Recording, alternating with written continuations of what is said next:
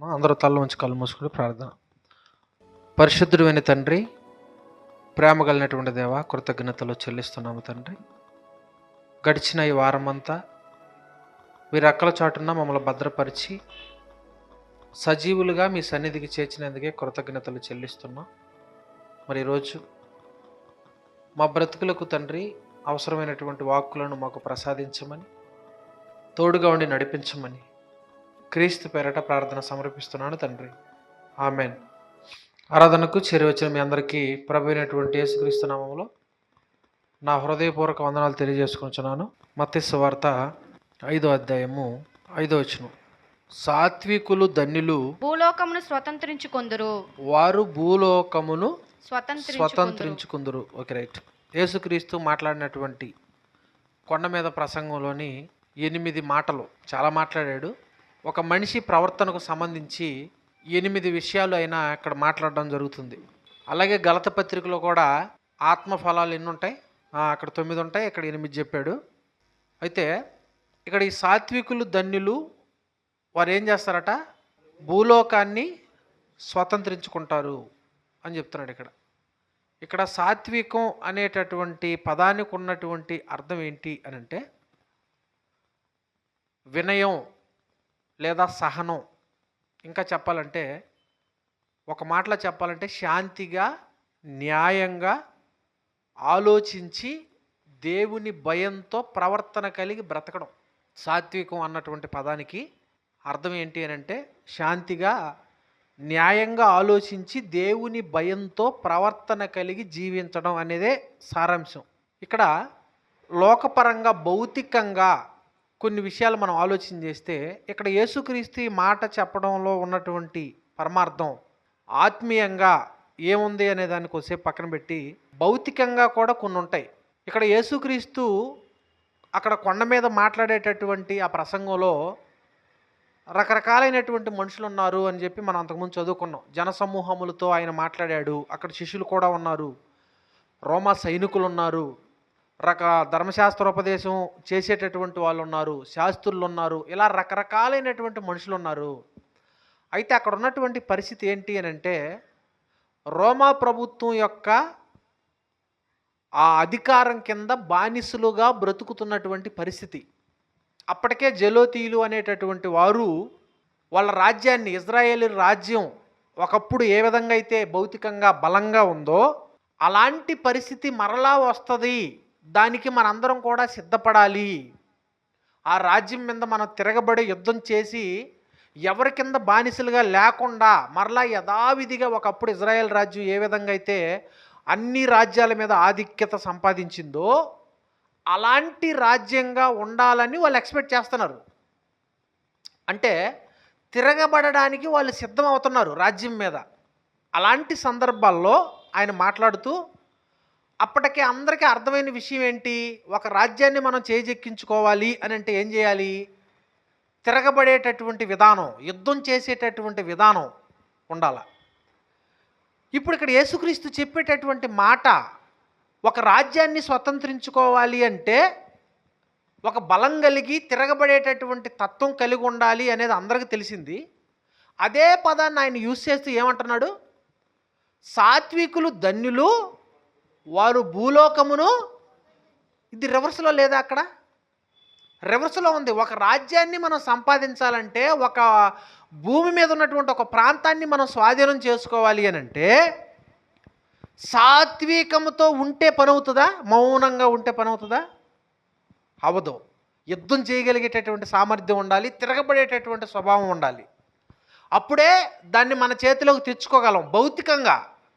దానికి ఫుల్ ఆపోజిట్లో ఉంది ఇక్కడ ఈ పదం. సాత్వికులు భూలోకముని ఎలా స్వతంత్రించుకుంటారు, ఒక రాజ్యాన్ని ఎలా చేజెక్కించుకుంటారు, ఇదంతా భౌతికంగా. దీన్ని కాసేపు పక్కన పెడితే, ఈ సాత్వికము అనేటటువంటి గుణం స్వాభావికంగా కొంతమందిలో ఉంటుంది, అందరిలో ఉండదు, కొంతమందిలో ఉంటుంది. ఈ గుణం ఎలా ఉంటుంది? ఈ గుణం కలిగినప్పుడు పరిస్థితి ఎలా ఉంటుంది అని అంటే కొన్ని విషయాలు మనం ఆలోచన చేయగలిగితే, సమాజంలో ఈ వినయం లేదా సాత్వికం అనేటటువంటి గుణం కలిగినటువంటి వారిని ఎక్కువగా ఇష్టపడటం, ఎక్కువగా నమ్మటం లాంటిది జరుగుతూ ఉంటుంది. ఉద్యోగ రంగాల్లో కూడా ఆ పెద్ద పెద్ద ఉద్యోగాల్లో ఎవరిని పడితే వాళ్ళని పెట్టరు. ఒక నమ్మకం, ఒక సాత్వికం, ఒక వినయం కలిగినటువంటి వారిని పెడతా ఉంటారు. అంటే ఈ వినయం అనేటటువంటి గుణం కలిగినటువంటి వారిని సొసైటీ ఇష్టపడుతుంది. అలాగే సొసైటీ నమ్మి ఒక స్థిరత్వం కలిగినటువంటి పొజిషన్స్లో ఉద్యోగాల్లో వాళ్ళని పెట్టడం అనేటటువంటిది జరుగుతూ ఉంటుంది. ఇది ఈ గుణానికి ఉన్నటువంటి విషయం గురించి మనం ఆలోచిస్తే, ఇంకా అలాగే సాత్వికం అనేటటువంటి గుణం కలిగి ఉంటే ఇంకా ఒక మనిషి శాంతిగా ఉంటాడు, ఆరోగ్యంగా ఉంటాడు. అనేక మంది ప్రజల ద్వారా ఆదరణ, ప్రేమ, అలాగే ప్రేమకు సంబంధించినటువంటి బంధాలు ఇలాంటివన్నీ కలిగి ఉంటారు అలాంటి గుణం కలిగినటువంటి వాళ్ళు. అంటే అలాంటి వాళ్ళకి సహకారం చేయటానికి కూడా మనుషులు ఇష్టపడతారు.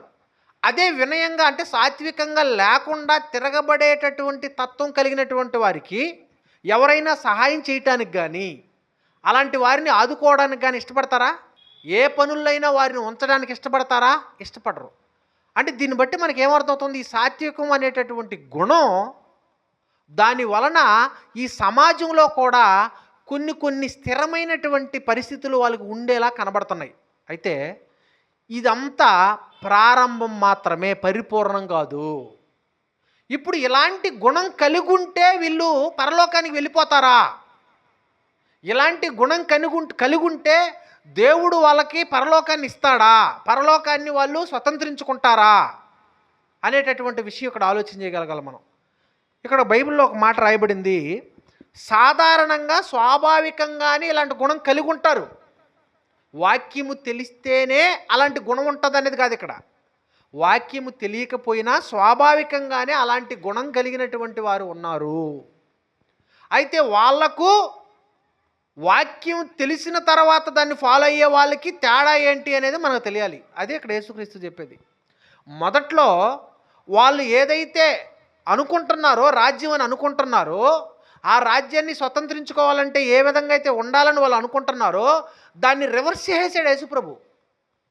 రివర్స్ చేసాడు. అందుకే సాత్వికులు ధన్యులు, వాళ్ళు భూలోకమును స్వతంత్రించుకుంటారంటే రివర్స్ చేసాడు ఆయన. అంటే అక్కడ ఉన్నటువంటి ఆ రాజ్యము వేరు, అక్కడ ఉన్నటువంటి ఆ గుణము వేరుగా కనపడుతుంది. ఇప్పుడు ఒక మాట చూడగలిగితే మనం రోమీయులకు రాసినటువంటి పత్రిక 2వ అధ్యాయము 14వ వచనం, ధర్మశాస్త్రము లేని అన్యజనులు స్వాభావికముగా అంటాం చూసాం మనం, వీడి స్వభావమే అంతరా అని. ఒక మనిషి యొక్క క్యారెక్టర్ని డిసైడ్ చేసేటప్పుడు వాళ్ళ యొక్క ప్రవర్తనలు చూసి వాడి స్వభావమే అంతా అంటాం మనం. ఈ స్వభావాల్లో మంచికి సంబంధించిన స్వభావాలు ఉన్నాయి, చెడుకు సంబంధించిన స్వభావాలు ఉన్నాయి. అంటే స్వాభావికముగా ధర్మశాస్త్ర సంబంధమైన క్రియలు చేసిన ఎడల వారు ధర్మశాస్త్రము లేని వారైనను తమకు తామే ధర్మశాస్త్రమైనట్టున్నారు. అంటే స్వాభావికముగా వాళ్ళకు బైబిల్ తెలియకపోయినా, దేవుడు తెలియకపోయినా, అసలు ఒక మనిషి పుట్టుక, చావు, ఈ బ్రతుకు ఎందుకు అనే విషయాలు తెలియకపోయినా వాళ్ళ గుణం స్వాభావికంగా ఎలా ఉందట, సాత్వికము అనేటటువంటి గుణం కలిగిన వాళ్ళు ఉన్నారు. అయితే అది మాత్రమే పరలోకానికి చేర్చదు. అది పరలోకాన్ని స్వతంత్రించుకోనేరదు అలాంటి స్వభావం.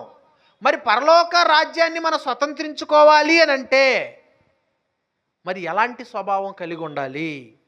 ఈ సాత్వికము అనేటటువంటి ఆ గుణం మనకుంటే ప్రవర్తన ఎలా ఉంటుంది, అసలు ఎలా ఉండాలి? ఒకవేళ సాత్వికం మనకు లేకపోతే ఆ సాత్వికాన్ని మనం ఎలా తెచ్చుకోవాలి?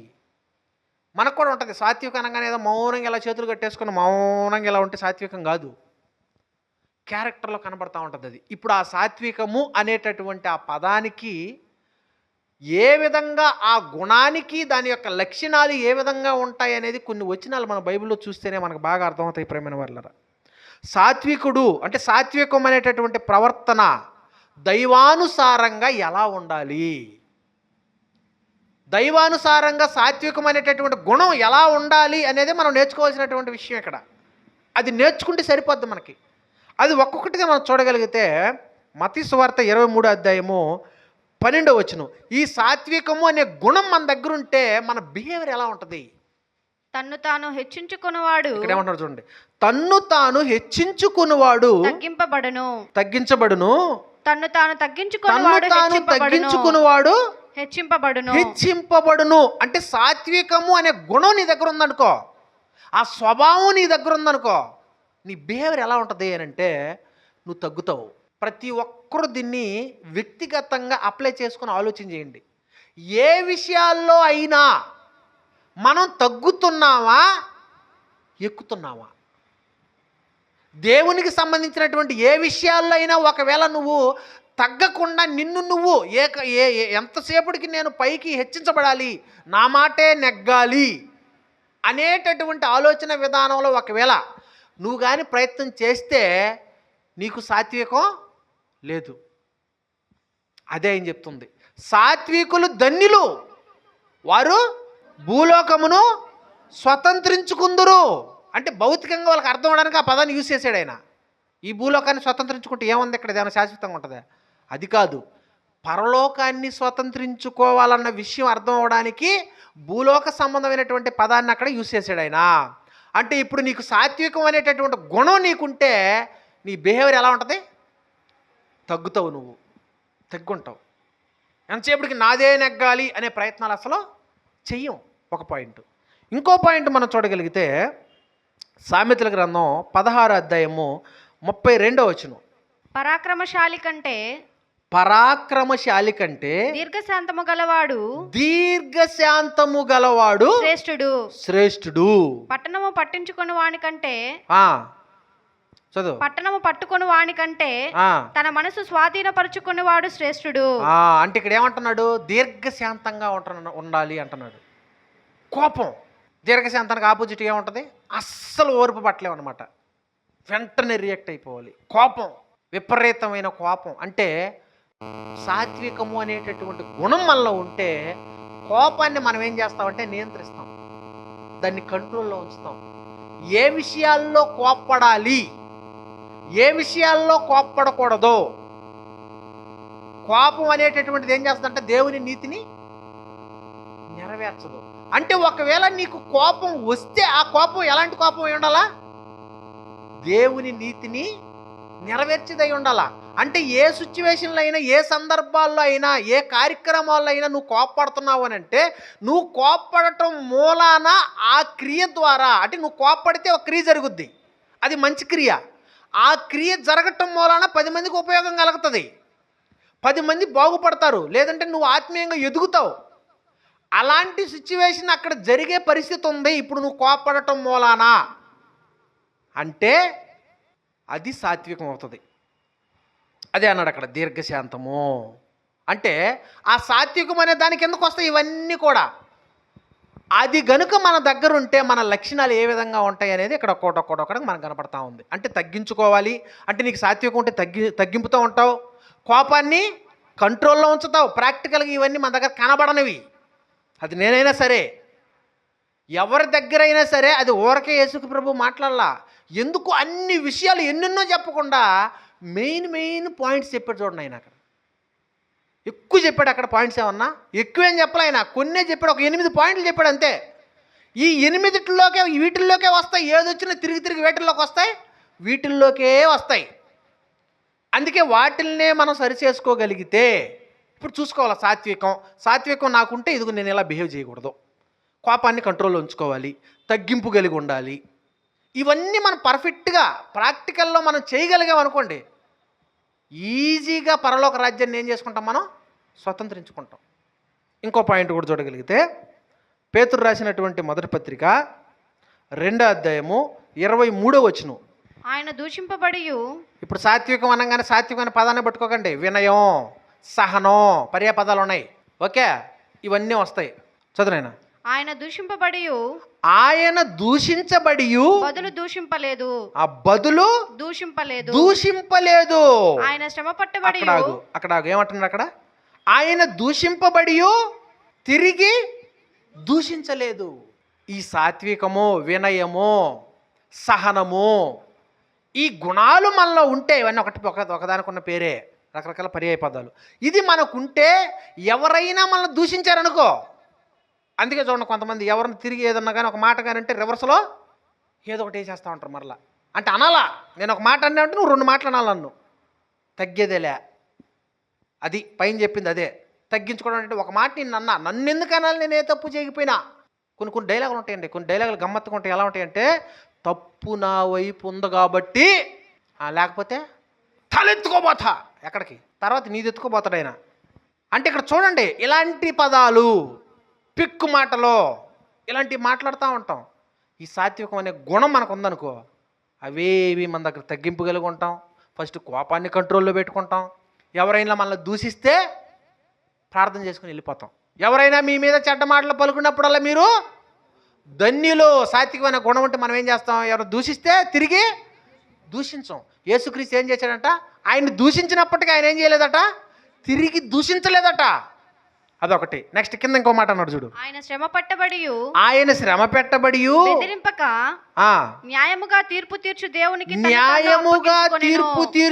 దేవునికి తన్ను తాను అప్పగించుకొనెను. అంటే ఇప్పుడు ఈయన మీదకి ఏవైతే వచ్చాయో అవన్నీ దేవుడికి విడిచిపెట్టేశాడట. ఇప్పుడు నీ దగ్గర ఎవరన్నా హెచ్చించినట్టుగా మాట్లాడారా, నీకు కోపం తెప్పించేలా మాట్లాడారా, లేదంటే నిన్ను దూషించారా, వీటిల్లో మనల్ని ఎవరు ఏది చేసినా వాటన్నిటికీ న్యాయాన్ని తీర్చేది ఎవరో, దేవుడు. ఆ దేవుడికి మనం విడిచిపెట్టేస్తాం. ఏముంటే సాత్వికం, వినయం, సహనం అవి మనకు ఉంటే మనం ఏం చేస్తాం, అన్నీ దేవుడికి విడిచిపెడతాం. అసలు ఆ గుణమే మన దగ్గర లేదనుకో, అస్సలు తగ్గించుకో, కోప్పడిపోతావు, దూషించేస్తావు, తిరగబడిపోతావు. మొత్తానికి మొత్తానికి అన్ని రివర్స్ అయిపోతాయి. ఇంకో మాట కూడా అంటున్నాడు, సామెతల గ్రంథం 15వ అధ్యాయం 1వ వచనం, మృదువైన మాట క్రోధమును చల్లార్చును, నొప్పించు మాట కోపమును రేపును. ఇక్కడ చూడమంటాడు, మాట ఎలా ఉండాలట, మృదువైనదిగా ఉండాలట. ఇప్పుడు చెప్పండి, ఇవన్నీ మన దగ్గర ఉన్నాయా? ఇప్పుడు దీన్ని పెట్టుకొని ఒక్కొక్క దాన్ని తగిలించుకొని వ్యక్తిగతంగా ఆలోచన చేయండి. ఏదో ఒక సమయంలో, ఏదో ఒక సిచ్యువేషన్లో ఇవి మన దగ్గర కనబడతానే ఉంటాయి. అంటే ఇప్పుడు ఇవి విన్న తర్వాత మనం ఏం చేయాలయ్యా అనంటే, ఈ గుణం మన దగ్గర ఉందా లేదా, కనీసం కొంచెమైనా స్టార్ట్ అవుతుందా లేదా, పోనీ ప్రయత్నం అన్నా చేస్తున్నావా లేదా. పరిపూర్ణంగా అయితే రాలేదులే ఇంకా. ఇది పెట్టుకొని చూసుకుంటా ఉన్నాం అనుకో, మనం యేసుప్రభు చెప్పిన మాటను పెట్టుకొని చూసుకుంటా ఉన్నాం అనుకోండి, నాకు సాత్వికం ఉందా లేదా, ఎక్కడన్నా నేను హెచ్చించినట్టుగా ఏమైనా మాట్లాడుతున్నానా, ఎక్కడన్నా నేను హెచ్చింపబడాలేమన్నా ప్రయత్నం చేస్తున్నానా, ఎక్కడైనా అనవసరమైన విషయాల్లో కోప్పడుతున్నానా, ఎవరినైనా ఏదైనా నన్ను దూషించినప్పుడు నేను ఓర్చుకోలేక ఎదుటివారిని దూషించేస్తున్నానా, ఇవన్నీ చెక్ చేసుకుంటూ ఉంటేనే తెలుస్తాయి. వినేసి పక్కకి వెళ్ళిపోయి మర్చిపోతే సాత్వికం మనలో కనబడదు. ఫైనల్గా ఇవి మనలో కనబడాలా. ఇకపోతే బైబిల్లోకి వెళ్ళి మనం చూడగలిగితే మనకి ఎవరో ఒకరు ఇన్స్పిరేషన్గా దేవుడు పెట్టుండాలిగా. మనం అలాంటి వాళ్ళం అంటే, ఎవరు వాటిని పాటించిన వాళ్ళు లేరనుకో, సాధ్యపడదు, అది అయ్యే పని కాదంటాం. అది అయ్యే అవకాశం ఎక్కడన్నా ఉండి చేసి చూపించారనుకో, అప్పుడు మాట్లాడం. చేయనంత వరకు ఏమంటాం, అది అవ్వదో కుదరదో ఏదేదో మాట్లాడతాం. ఎవరో ఒకరు దాన్ని చేసి చూపించేశారనుకో, అప్పుడు ఏం మాట్లాడడం, సైలెంట్గా ఉంటాం అనమాట. ఎందుకంటే అయిపోయిందిగా, జరిగిపోయిందిగా. కాబట్టి ఇలాంటి ఈ సాత్వికం అనేటటువంటి గుణం కలిగినటువంటి వాళ్ళు బైబిల్లో ఎవరైనా కొంతమంది భక్తులు ఉన్నారంటే చాలామంది ఉన్నారు. వాళ్ళల్లో ఒకే ఒక ఆయన గురించి దేవుడు డైరెక్ట్ స్టేట్మెంట్, ఎవరైనా మోషే గారి గురించి ఏమన్నాడు ఒకసారి చూడండి. ఇప్పుడు దాకా ఏవైతే సాత్వికం అనేటటువంటి ఆ గుణంలో మనం ఏదైతే దానికి ఆపోజిట్లో బిహేవ్ చేస్తున్నామో, అలాంటి విషయాల్లో ఈ మోషే గారు ఏ విధంగా ఉన్నాడు అనే విషయాన్ని ఒకసారి చూడగలిగితే, సంఖ్యాకాండం 12వ అధ్యాయము 12వ అధ్యాయము 3వ వచనం, 12వ అధ్యాయము 3వ వచనం చదువుతా. ఇక్కడ యెహోవా ఆ మాట వినును, మోషే భూమి మీదనున్న వారందరిలో సాత్వికుడు మిక్కిలి. ఇక్కడ చూడేమన్నాడు, భూమి మీద ఉన్న వారందరిలో. అంటే ఇప్పటిదాకాని కాదు, ఆ సమయానికి ఉన్నటువంటి వారందరిలో మిక్కిలి సాత్వికుడు. ఇక్కడ ఏం జరిగింది, ఎందుకు సాత్వికుడు? ఆయన జర్నీలో ఎంతగా ఇజ్రాయేలీల్ని సహించాడు అని అంటే, ఆయన మీద కోప్పడ్డారు, ఆయన మీద ఎన్నెన్నో మాటలు మాట్లాడారు, అవమానించారు, దూషించారు, ఎన్ని చెయ్యాలో అన్ని చేశారు మోషే గారి మీద. అయినప్పటికీ వదిలేశాడు ఆయన? వదిలేలా. వదిలేలా మోషే గారు. ఓపికతో వాళ్ళు ఇన్ని మాటలన్న అన్నిటిని భరించాడు. వాళ్ళ కోసం దేవుడు చెప్పినవి అన్నీ చేశాడు ఆయన. అన్ని చూసిన తర్వాత దేవుడు ఆయనకి ఇచ్చిన సర్టిఫికెట్, మోషే గారి మిక్కిలి సాత్వికుడు అని చెప్పి కింద ఒక సిచ్యువేషన్ రాయబడింది. ఆ సిచ్యువేషన్లో ఆయన ఎలా ఉన్నాడు అనేది మనకు తెలియాలి. ఇక్కడ చూడండి, దేవుడు ఎంటర్ అయిపోయాడు. ఇందాక మనం మాట చదువుకున్నామే, యేసుక్రీస్తు విషయంలో ఆయన దూషించబడి తిరిగి దూషించలేదు. న్యాయాన్ని ఎవరికి విడిచిపెట్టాడట? దేవుడికి విడిచిపెట్టాడని ఇందాక మనం చదువుకున్న పేతురు పత్రికలో. ఇక్కడ సేమ్ ఇక్కడ మనకు కనపడుతుంది ఆ పాయింట్. ఎలా కనపడుతుంది అని అంటే ప్రాక్టికాలిటీ అనమాట ఇది. అంటే మన జీవితంలో జరగకపోయినా ఆయన జీవితంలో జరిగిన ప్రాక్టికల్ సిచ్యువేషన్ ఇది. ఒకసారి చూడండి, చదువుతాను. ఏం జరిగింది ఇక్కడనంటే, యెహోవా మీరు ముగ్గురు ప్రత్యక్షపు గుడారమునకు రండని హఠాత్తుగా మోషే అహరోను మిరియాములకు ఆజ్ఞిచ్చును. అంటే పైన వాళ్ళు ఏం చేశారంటే, మోషే మొదటి వచనంలో ఏమంటుంది, మోషే కూషు దేశపు స్త్రీని పెళ్లి చేసుకుని ఉండెను గనుక అతడు పెళ్లి చేసుకుని ఆ స్త్రీని బట్టి మిరియాము అహరోనులు అతనికి విరోధముగా మాట్లాడిరి. వారు మోషే చేత మాత్రమే యెహోవా పలికించనా? ఆయనకి మాత్రం ఉందా, మాకు లేదేటి? ఇట్లా డైలాగులు కూడా వస్తూ ఉంటాయి, వినపడతా ఉంటాయి మనకి అని మాట్లాడుతున్నారు వీళ్ళు. అప్పుడు వారు మోషే చేత మాత్రమే యెహోవా పలికించనా, ఆయన మా చేతను పలికింపలేదా అని చెప్పుకొనగా యెహోవా మాట వినను. మోషే అప్పుడు చూడండి, దేవుడు కలుగు చేసుకున్నాడు, ఆయన కలుగు చేసుకోవాలా. ఒకవేళ ఆయనకి వినపడి ఉండదా సిచ్యువేషన్ వినపడి ఉంటుంది. కానీ ఆయన కలుగు చేసుకోకుండా దేవుడికి విడిచిపెట్టాడు న్యాయాన్ని. సైలెంట్గా ఉన్నాడు, సాత్వికుడు. అసలు సాత్వికుడు కదా ఆయన నిన్ను మాట్లాడుతున్నారు కదా, అన్నప్పటికీ ఆయన చెవిని వినబడుతున్నప్పటికీ ఆయన సైలెంట్గా ఉన్నాడు. న్యాయాన్ని దేవుడికి విడిచిపెట్టాడు. వెంటనే దేవుడు ఏం చేశాడు? ఆయన రియాక్ట్ అవుతున్నాడు. ఆయన రియాక్ట్ ఏమంటున్నాడు? మీరు ముగ్గురు ప్రత్యక్షపు గుడారమునకు రండని హఠాత్తుగా మోషే అహరోను మిరియాములకు ఆజ్ఞిచ్చెను. అమ్మ కొంచెం మీరు ముగ్గురు లోపల రండి, ఇప్పుడు క్లాస్ ఉంది ముగ్గురికి. మిరియాము అహరోను కొంచెం లోపల రండి అమ్మా, మీతోటి పని ఉంది, కొంచెం స్పెషల్ క్లాస్ ఉంది మీకు అని చెప్పి లోపలికి పిలిచాడు. లోపలికి ఏమంటున్నాడు చూడు ఇక్కడ, యెహోవా మేఘస్తంభములో దిగి ప్రత్యక్షపు గుడారము యొక్క ద్వారమునొద్ద నిలిచి అహరోను మిరియాములను పిలిచెను. వారిద్దరూ రాగా ఆయన నా మాటలు వినుడి, మీలో ప్రవక్త యుండిన ఎడలా యెహోవానకు నేను దర్శనమిచ్చి అతడు నన్ను తెలుసుకున్నట్లు కలలో అతనితో మాట్లాడుదును. నా సేవకుడైన మోషే అట్టివాడు కాడు, అతడు నా ఇల్లంతటిలో నమ్మకమైన వాడు. నేను గూఢభావములతో కాదు, దర్శనమిచ్చి ముఖాముఖిగా అతనితో మాట్లాడుదును అని చెప్పి, అతడు యెహోవా స్వరూపమును నిదానించి చూచును. కాబట్టి నా సేవకుడైన మోషేకు విరోధముగా మాట్లాడకు మీరెలా భయపడలేదనెను. యెహోవా కోపము వారి మీద రగులు కొనగా ఆయన వెళ్ళిపోయెను. మేఘమును ఆ ప్రత్యక్షపు గుడారం మీద నుండి ఎత్తబడిను. అప్పుడు మిరియాము హిమము వంటి తెల్లని కుష్టు గలదాయెను. దేవుడికి అవకాశం విడిచిపెడితే మనం గనుక, ఎవరు ఎన్నన్నా అన్నిటిని సహించి మనం గనక నిలబడగలిగితే, న్యాయాన్ని దేవునికి విడిచిపెట్టగలిగితే, దేవుడు దిగితే ఫీల్డ్లోకి ఎలా ఉంటుంది అనేది ఇక్కడ ప్రత్యక్షంగా కనపడుతుంది. అక్కడ మోషే అన్న సహోదరి. ఇక్కడ మనకు బాగా అర్థమవలసిన విషయం ఏంటంటే, దేవునికి వ్యతిరేకంగా ఎవరైనా ఒక సేవకుడికి వ్యతిరేకంగా లేదా దేవుని కొరకు నీతి నిజాయితీగా బ్రతికే వ్యక్తికి విరోధంగా ఎవరు మాట్లాడినా అది ఇంట్లో వాళ్ళు, అది తల్లా చెల్లా తండ్రా కొడుక బిడ్డ భార్య పిల్లల ఎవరైనా సరే దేవునికి వ్యతిరేకంగా మాట్లాడితే గనుక అది ఎవరైనా సరే దేవుడు విడిచిపెట్టడం. మనం అనుకోవచ్చు, మా అక్క కదా మా నాన్న కదా అనుకోవచ్చు. ఆయనకి అలాంటి ఏమి ఉండవు. ఎవరికైనా సరే ఆయన ఒకేలా న్యాయం తీరుస్తాడు, విడిచిపెట్టాడు ఎవరిని. అందుకే న్యాయాన్ని ఆయనకి విడిచిపెట్టాలి. అవన్నీ మనం చేయాలంటే మనకేం ఉండాలా? సాత్వికం అనేటటువంటి గుణం మనకు ఉండాలి. అందుకే అంటుండే యాకోబు రాసినటువంటి పత్రిక 1వ అధ్యాయం 21వ వచనం, అందుచేత సమస్త కల్మషమును విర్రవీగుచున్న దుష్టత్వమును మాని లోపల నాటబడి మీ ఆత్మలను రక్షించుటకు శక్తిగల వాక్యమును సాత్వికముతో ఎలా అంగీకరించాలట? సాత్వికముతో వాక్యాన్ని అంగీకరించాలట. ఇప్పుడు మనల్ని ఎలా ఉండమని యేసుప్రభు చెప్పాడు, ఎలా ఉండాలని ఆయన కోరుకుంటున్నాడు. సాత్వికులు ధన్యులు అంటే సాత్వికులు ఇదిగో ఇలా ఉండాలి అని దేవుడు వాక్యం చెప్తుంది. ఆ వాక్యాన్ని సాత్వికముతో మనం అంగీకరిస్తే మన జీవితం చాలా బాగుంటుంది. ఈ భూమి మీద భూలోకాన్ని స్వతంత్రించుకుంటాం. లోకాన్ని స్వతంత్రించుకోవడం అంటే ఏంటి? లోకం అంటే ఏంటి? మట్టి కాదు, మనుషులు. అంటే మనుషుల్ని సంపాదించుకుంటాం. మనుషుల్ని సంపాదించుకుంటాం. మనం దేవుని మాటను మనం వినగలిగితే మనుషుల్ని సంపాదిస్తాం, డబ్బును కాదు. డబ్బు సంపాదిస్తే వెళ్ళిపోతుంది. డబ్బు ఉంటుందా శాశ్వతంగా మన దగ్గర? ధనం ఉంటుందా? వస్తుంది పోతుంది, వస్తుంది పోతుంది. అదే దేవునికి సంబంధించిన మనిషి అయితే పోతాడా?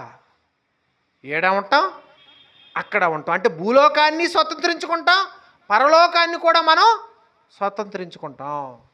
ఇక్కడ ఫైనల్గా ఇంకొక మాట యేసు ప్రభు గురించి చూడగలిగితే ఇవన్నీ మనం ఎక్కడ నేర్చుకోవాలి అని ఆయన చెప్తున్నాడు అని మత్తయి సువార్త 11:29. నేను సాత్వికుడను, ఇక్కడ చూడు ఏమంటున్నాడు ఆయన, నేను సాత్వికుడను, దీన మనసు గలవాడను, దీన మనసు గలవాడను, గనుక మీ మీద నా కాడి ఎత్తుకుని, కనుక మీ మీద నా కాడి ఎత్తుకుని, నీ మీద నా కాడి ఎత్తుకుని నా యొద్ద యొద్ద నేర్చుకునుడి, అప్పుడు మీ ప్రాణములకు విశ్రాంతి అప్పుడు మీ ప్రాణములకు విశ్రాంతి దొరుకును. దొరుకును. ఏమంటున్నాడు? నేను సాత్వికుడను, నా యొద్ద మీరు నేర్చుకోమంటున్నాడు ఆయన. ఇప్పుడు సాత్వికుడు అనేది ఎవరిని చూసి నేర్చుకోవచ్చు మనం? యేసుక్రీస్తుని చూస్తే సరిపోద్ది. ఆయన చెప్పిన మాటను వింటే సరిపోద్ది. ఆయన మాటను మనం గుడ్డిగా ఫాలో అయిపోతే సరిపోద్ది. ఆయన దగ్గర నేర్చుకోమంటున్నాడు. ఆయన దగ్గర నా కాడి ఎత్తుకొని నా యొద్ద నేర్చుకునుడి, అప్పుడు మీ ప్రాణములకు విశ్రాంతి దొరుకును. ఈ సాత్వికము అనేది లేకపోతే మనకి విశ్రాంతి, నెమ్మది, శాంతి ఏవి ఉండవు. అందుకే చూడండి, హెచ్చించుకునే వాళ్ళని కానీ, తిరగబడే వాళ్ళని కానీ, కోపాన్ని విపరీతంగా ప్రదర్శించే వాళ్ళని కానీ, వీళ్ళందరం చూడండి, వీళ్ళకి ఏముండదు? మనశ్శాంతి ఉండదు, జీవితాల్లో నెమ్మది ఉండదు, శాంతి ఉండదు, బాగా భారం అయిపోతుంది జీవితం, కొలాప్స్. కనుక ప్రేమైనటువంటి వాళ్ళరా, ప్రతిదీ కూడా యేసుక్రీస్తు దగ్గర మనల్ని ఆయన నేర్చుకోమంటున్నాడు. అలా మనం నేర్చుకోగలిగితే మనం దేన్ని స్వతంత్రించుకుంటామంట? భూలోకమును స్వతంత్రించుకుంటాము. అలాగే అల్టిమేట్గా పరలోకాన్ని మనం స్వతంత్రించుకుంటాం. అందుకే ఆయన చెప్తున్నాడు, ప్రారంభంలో ఇది అర్థం అవ్వటానికి ఆయన ఏం చేశాడయ్యా అంటే, అబ్రహాముకి ఇచ్చినటువంటి మాటను బట్టి ఇజ్రాయేలీలకు కనాను భూభాగాన్ని స్వాస్థ్యంగా ఇచ్చాడు. అది దేనికి గుర్తుగా ఉంది అని అంటే, సాత్వికం అనే గుణాన్ని మనం కలిగి ఉంటే, దేవుడు చెప్పినట్లుగా మనం బ్రతికితే పరలోకాన్ని మనం ఎలా పొందుకుంటాం? స్వాస్థ్యంగా మనం పొందుకుంటాం. ఒక్క మాటలో చెప్పాలంటే, ముల్లోకాలను స్వతంత్రించుకున్నటువంటి ఆయన, ముల్లోకాలను క్రియేట్ చేసినటువంటి ఆయన ఎవరు? యేసుక్రీస్తు. ముల్లోకాలను స్వతంత్రించాడు ఆయన. అందుకే ఆయన మిక్కిలి పెద్ద సాత్వికుడట. నేను సాత్వికుడను, దీన మనసు గలవాడను. అలాంటి యేసు ప్రభు ముల్లోకాలను స్వతంత్రించుకున్నాడు. ఆయన్ని మనం ఫాలో అవ్వగలిగితే, ఆయనలా మనం సాత్వికంతో ఉండగలిగితే, ఆయనకు ఉన్నటువంటి స్వాస్థ్యంలో మనకు కూడా ఏమొస్తుంది? వాటా వస్తుంది, భాగం.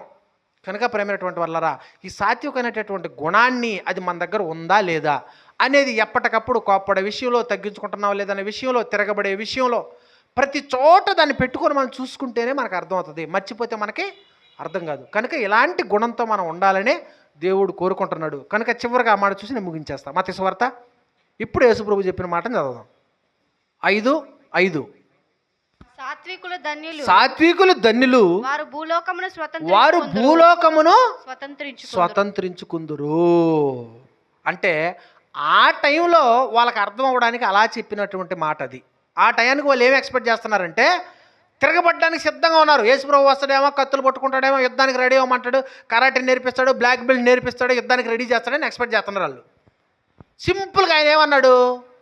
మనం ఇంకా స్వాధీనం చేసేసుకుంటామే కా, మన రాజ్యాన్ని మరలా మనం పొందుకుంటాం, మన భూమిని మరలా మనం స్వాధీనం చేసుకుంటాం అనే ఆలోచనలో వాళ్ళు ఉన్నప్పుడు ఆయన సింపుల్గా ఏమన్నాడంటే, వాళ్ళ దగ్గర ఉన్న కత్తులు తీసి అవతల పడేసి ఒకటే డైలాగ్ వేసాడు, సాత్వికులు ధన్యులు, వారు భూలోకమును స్వతంత్రించుకుందరు. రివర్స్ చేసాడు. అది బహుశా ఆ టైంలో వాళ్ళకి అర్థమై ఉండదేమో అపోస్తులకు కూడా. కానీ ఎలా స్వతంత్రించుకుంటారు, ఎలా స్వతంత్రించుకున్నారు అనేది యేసుప్రభు వెళ్ళిపోయిన తర్వాత ఆ మాట యొక్క అర్థం వాళ్ళకి ప్రాక్టికల్గా అర్థమైంది. తర్వాత మనకు కూడా అంతే. దాన్ని ఫాలో అవ్వనంత వరకు మనకు అర్థం కాదు అది. దాన్ని ప్రాక్టికల్గా ఎప్పుడైతే మనం ఎక్స్పీరియన్స్ చేస్తామో అప్పుడు మనకి ఈజీగా అర్థమైపోద్ది. ఓహో, ఇలా ఉంటే ఎంత అద్భుతంగా స్వతంత్రించుకుంటామా దేవుని రాజ్యాన్ని అనేది మనకు అర్థమవుతుంది. ఓకే, ముందు ఆలోచించాలా, ఇమాజినేషన్ చేయాలా, తర్వాత దాన్ని పాటించాలా, పాటించిన తర్వాత దాన్ని ఏం చేస్తాం, మనం అనుభూతి చెందుతాం. ఇదిగో ఇలా ఫాలో అయితే ఇంత హ్యాపీ ఉంటుందా, ఎంత ఆనందం ఉంటుందా అనేది. ఓకే, ప్రార్థన చేసుకుందాం. ప్రార్థన. పరిశుద్ధుడైన తండ్రి, ప్రేమ కలిగినటువంటి దేవ, కృతజ్ఞతలు. నిజమే తండ్రి, సాత్వికము అనేటటువంటి గుణం, వినయం, సహనం కలిగి మేము ఉంటేనే మీరున్నటువంటి రాజ్యాన్ని స్వతంత్రించుకోగలము అని మీ కుమారుని ద్వారా తండ్రి మాకు తెలియపరిచారు. కృతజ్ఞతలు. మా జీవితాలలో తండ్రి ఎక్కువగా మా దగ్గర కనబడనిది, మా దగ్గర లేనిది సాత్వికం, వినయం, సహనం, ఓర్పు. మరి వాటన్నిటిని కూడా తండ్రి మేము తెచ్చుకోవడానికి, మీరు కోరుకున్న విధంగా మేము బ్రతకడానికి సహాయాన్ని దయచేయమని, మేము చేసే ప్రతి కార్యక్రమాల్లో తండ్రి సాత్వికము అనేటటువంటి గుణం కలిగి ఉన్నామా లేదా అని మమ్మల్ని మేము పరిశీలించుకుంటూ మేము ముందు కొనసాగడానికి సహాయాన్ని దయచేయమని, తోడుగా ఉండి నడిపించమని క్రీస్తు పేరట ప్రార్థన సమర్పిస్తున్నాను తండ్రి. ఆమేన్. అందరికీ వందనాలు. ఇలాంటి మరెన్నో విషయాలు వింటూ మీరు ఆత్మీయంగా బలపడాలని ఈ వీడియో మరికొందరికి షేర్ చేయడం ద్వారా దైవాశీర్వాదాలు పొందుకోవాలని కోరుకుంటున్నాము. అదేవిధంగా మీ ప్రార్థన అవసరతల కొరకు మరియు మీ ప్రాంతాల్లో కుటుంబ ప్రార్థనలను, సువార్త సభలను నిర్వహించాలనుకున్న, ఉచితంగా ఆన్లైన్ మరియు ఆఫ్లైన్లో బైబిల్ నేర్చుకోవాలనుకున్న, జీవిత సమస్యలకు సమాధానం తెలుసుకోవాలనుకున్న ఈ క్రింది నంబర్లను సంప్రదించగలరు. అలాగే మందిర నిర్మాణం జరుగుతుంది. దాని కొరకు మీ అనుదిన ప్రార్థనలో జ్ఞాపకం చేసుకొనగలరు.